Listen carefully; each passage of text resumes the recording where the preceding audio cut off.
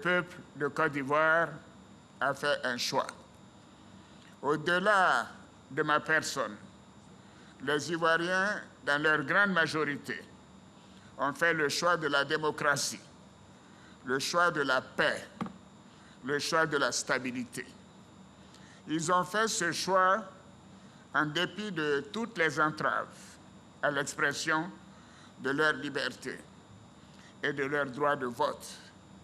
Ils ont démontré que les urnes doivent rester l'ultime recours pour décider de l'avenir de notre nation.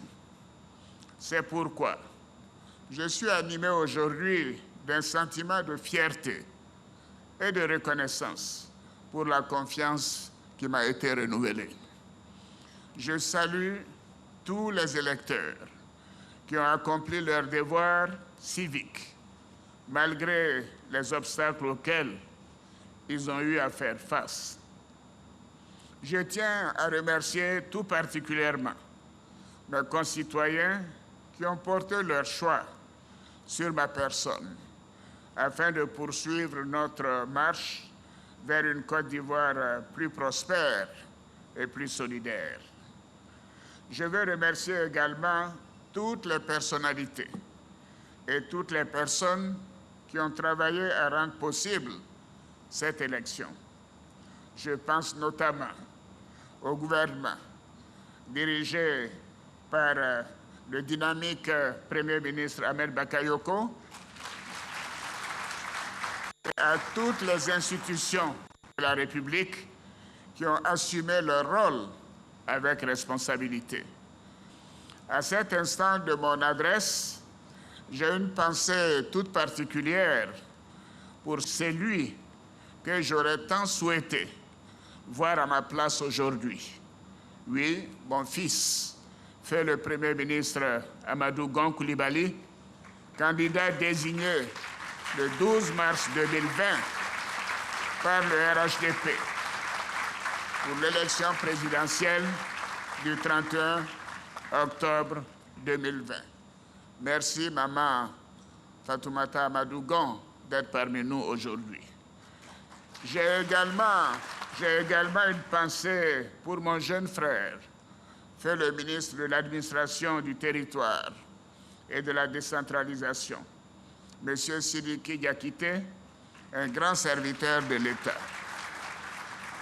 Tous les deux ont œuvré jusqu'à leur dernier souffle au succès de cette élection.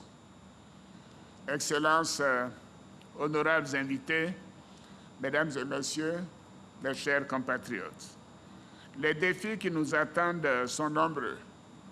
Ils sont humanitaires et économiques en raison de la crise sanitaire liée à la COVID-19. Ils sont sécuritaires en lien avec la lutte contre le terrorisme. Ils sont aussi institutionnels avec l'organisation des prochaines élections locales. J'ai foi en notre capacité de relever tous ces défis.